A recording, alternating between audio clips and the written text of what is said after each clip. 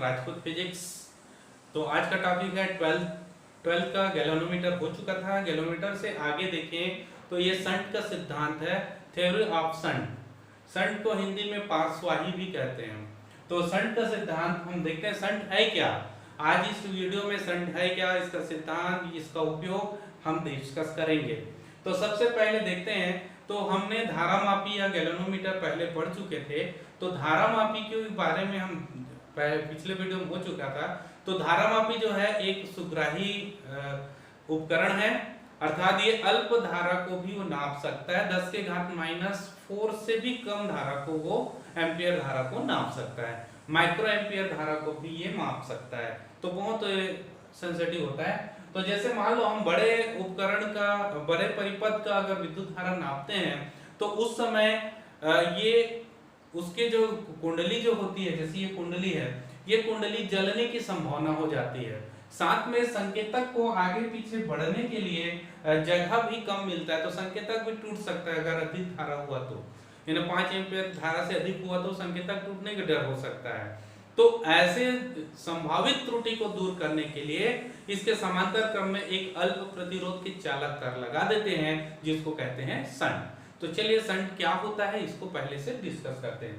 तो शंट एक अल्प प्रतिरोध वाले चालक तार होता है जो धारामापी के समांतर क्रम में जोड़ा जाता है।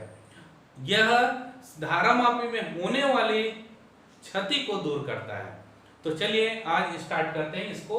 तो शंट, आई होप शंट को तो अभी समझ गए होंगे। अब इसका सिद्धांत को देखते हैं। चलिए मान लेते हैं ये एक कोई धारामापी है, तो इसके समांतर क्रम में हमने एक अल्प प्रतिरोध S का चालक तार को जोड़ दिया गया है। तो एक अल्प प्रतिरोध के चालक तार S को जोड़ा गया है। तो अब हम चेक करते हैं इसमें क्या क्या हो सकता है। तो जैसे उदाहरण के तौर पर मान लो यहाँ से कोई करंट फ्लो हो रहा है, I धारा प्रवाहित हो रही है।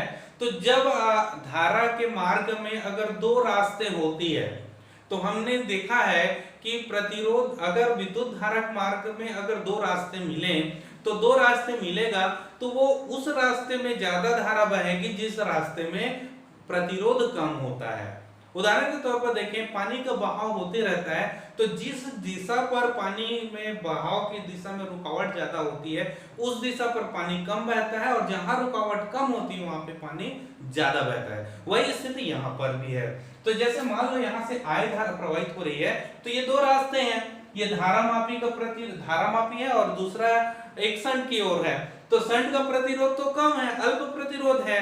तो अल्प प्रतिरोध है तो अधिक मात्रा के धारा शंट से होकर गुजरेगा, और अल्प मात्रा के धारा धारामापी से होकर गुजरेगी। तो जिससे धारामापी में डायरेक्ट जो करंट जा रही थी, जिससे उसकी कुंडली क्षति हो सकता था, तो इसको हम यहाँ पे दूर कर सकते हैं। तो यही इसका मुख्य सिद्धांत है। तो चलिए देखते हैं, मान लेते हैं I धारा यहाँ से प्रवाहित हो रही है। हम ये मानते हैं कि इसका कुछ परसेंट, मान लो nवां भाग शंट से होकर जाए, nवां भाग धारामापी से होकर जाए, और बचा हुआ जो धारा n-1 वाले वो शंट से होकर जाए। ठीक है। तो हम मान लेते हैं धारामापी में, यदि धारामापी में प्रवाहित धारा Ig है, चलो Ig धारा धारामापी में प्रवाहित हो रही है, इस दिशा पर जाने वाली धारा है Ig। ठीक है।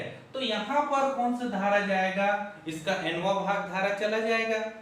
चलो इस दिशा पर जाने वाली धारा है Is। शंट में प्रवाहित धारा बराबर Is। क्लियर हो गया। तो शंट में प्रवाहित धारा Is और धारामापी में प्रवाहित धारा है Ig। तो चलिए हम यहाँ पर स्टार्ट करते हैं। तो इसमें किरचॉफ का नियम अगर हम यूज करें, तो किरचॉफ के नियम अनुसार से अगर हम कोई भी एक कंडीशन में चले, मान लो इस सर्कल में चले, तो विभवांतर के नियम अनुसार से होता है इस समय किरचॉफ के विभवांतर नियम से या सेकंड नियम से। द्वितीय नियम में क्या होता है, summation E equal to summation IR है। कुल विद्युत वाहक बल बटे कुल धारा और प्रतिरोधों के बीजगणितीय योग, गुणनफल के बीजगणितीय योग। ये सूत्र है। तो इसका हम यूज यहाँ पे करेंगे तो क्या होगा, समेशन ही, यहाँ पर कोई बैटरी तो है नहीं तो इसकी वैल्यू 0 हो जाएगा। अब समेशन आई और अगर हम इधर से चलते हैं तो आई इनटू, मान लेते हैं धारा यहाँ से IG बह रहा है लेकिन इसका प्रतिरोध है कैपिटल G। चलिए मान लेते हैं धारा मापी का प्रतिरोध है कैपिटल G। अब ये किस डायरेक्शन में, इस डायरेक्शन में जाएंगे और यहाँ IS इस दिशा पर आ रहा है तो उस दिशा पर माइनस IS होगा और इसका प्रतिरोध है S। ठीक है, तो IS इसको यहाँ पे ले आए, ठीक है, तो इसको इधर ले आए तो हो जाएगा IS into S equal to IG divided into G। Clear हो गया। तो अब IS बाई IG निकालें तो G बाई S होगा। ओके, चलिए अब इसको दोनों ओर एक का हम योग कर देते हैं, +1 कर देते हैं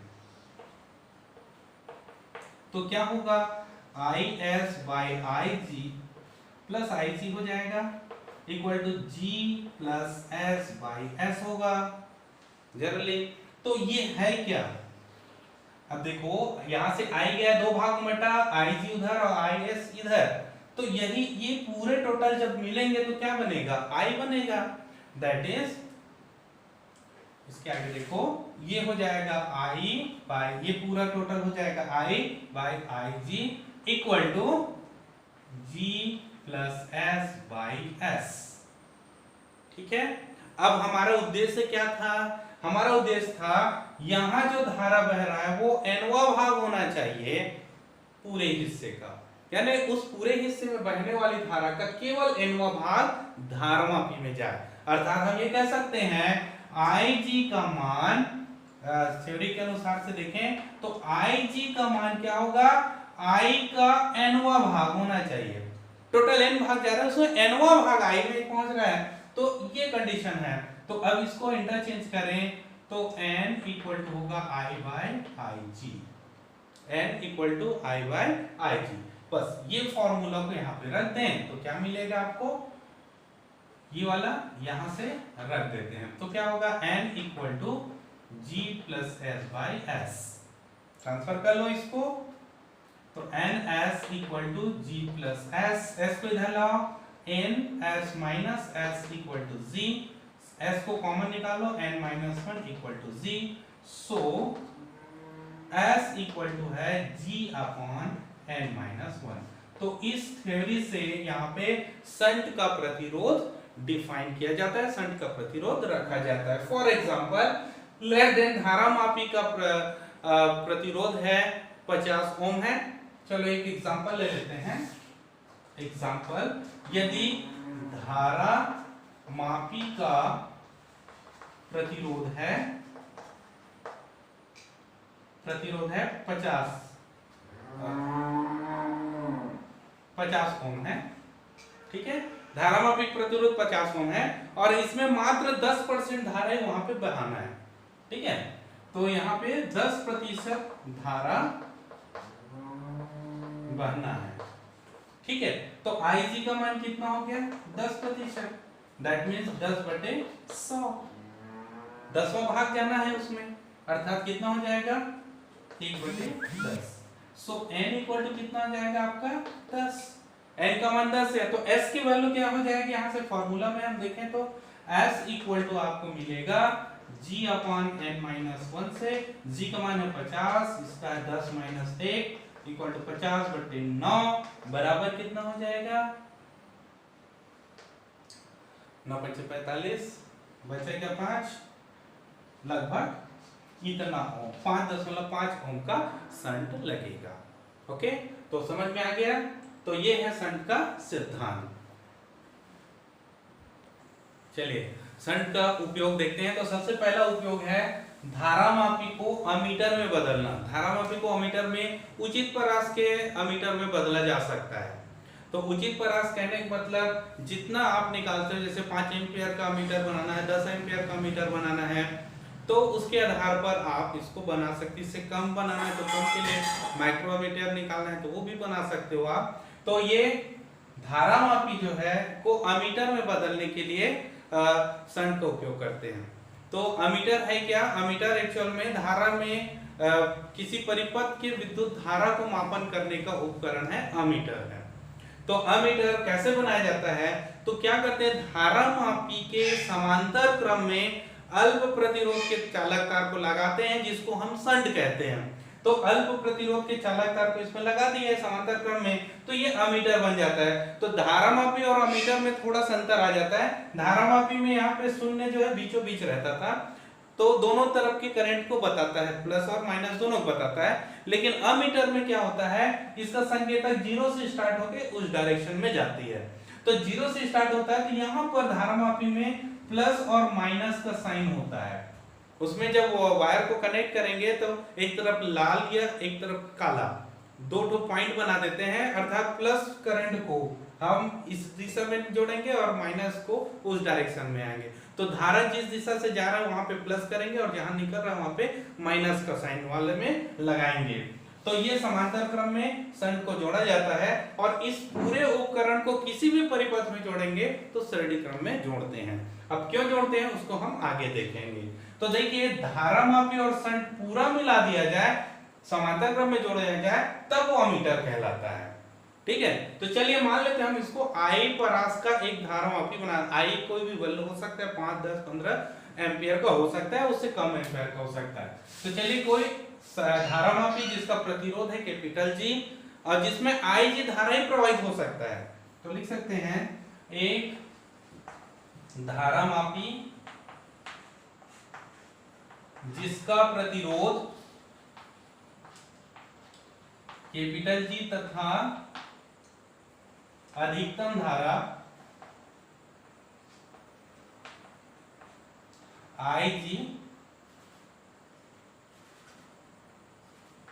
प्रवाहित हो सकती है। अब इसमें अधिकतम धारा IG क्या है, मतलब IG से धारा को आएंगे तो धारा मापी जल जाएगा या उसकी कुंडली जल जाएगी, खराब हो जाएगा। तो हमें उसके ज्यादा परास का बनाना है, तब हम इस शंट का उपयोग करेंगे। तब क्या होगा, इसके श्रेणी क्रम में, इसके समांतर क्रम में S लगाकर शंट लगाकर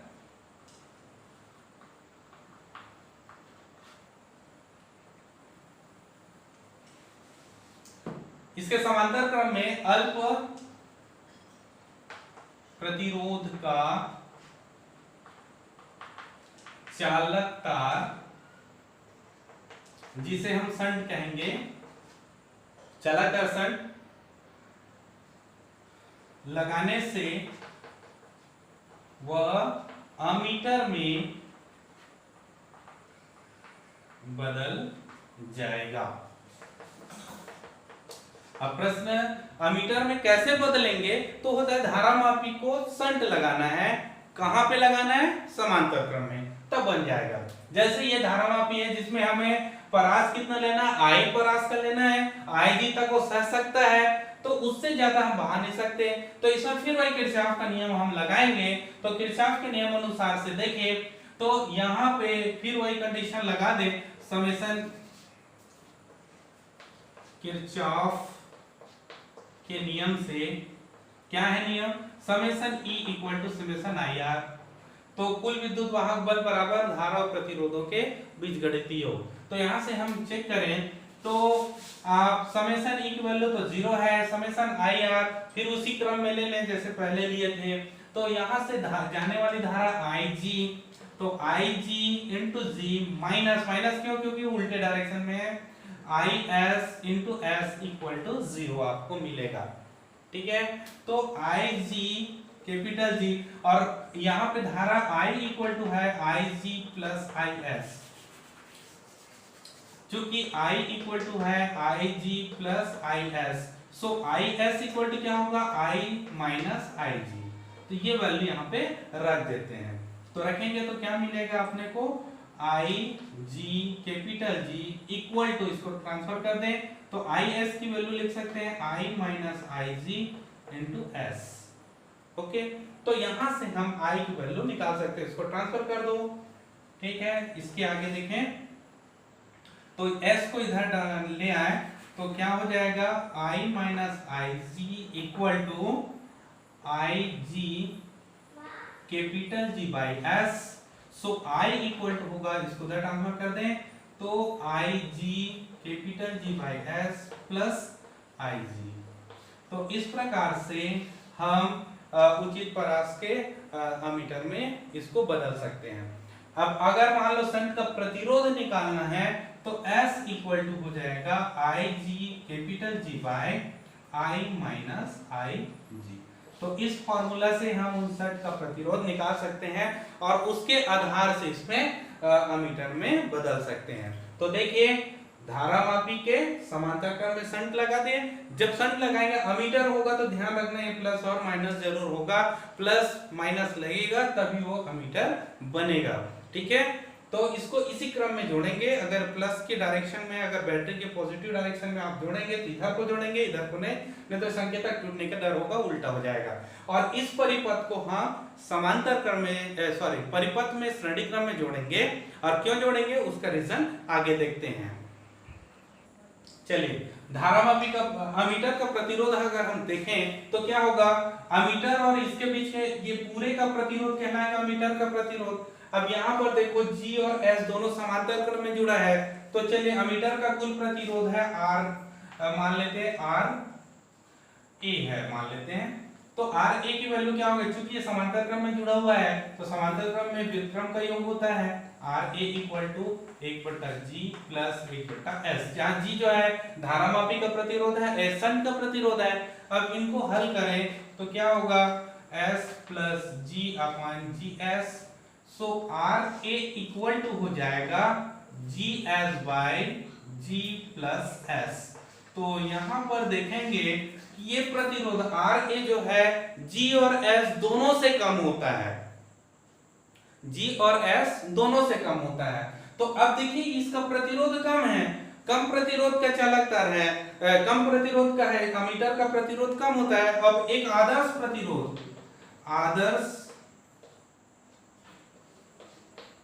एक आदर्श अमीटर, तो आदर्श अमीटर का प्रतिरोध होता है 0। तो इसका प्रतिरोध क्या होगा, बहुत कम होता है। जैसे एग्जांपल के तौर पे देखें, हमने 50 लिया था, ये शंट का प्रतिरोध 5.5 मिला था एग्जांपल में। चलो 6 और कर लेते हैं, 50 और 6 एग्जांपल में देख लें तो एग्जांपल में देख लें तो ये 50 है, ये शंट का हो गया था 6, ये होगा 50 धन 6 बराबर 300 बाय 56। तो निकालिए लगभग नियर अबाउट 5 आएगा, 5 ओम नियर अबाउट। तो क्या हो गया, देखो ये 5 जो है 6 से कम है, यानी शंट के प्रतिरोध से भी कम है। तो हम देखेंगे शंट से प्रतिरोध या धारामापी का जो प्रतिरोध का क्रम अगर हम देखें, अमीटर का प्रतिरोध का क्रम देखें, सबसे ज्यादा प्रतिरोध धारामापी होगा, उसके बाद शंट का होगा और सबसे कम होगा RA का।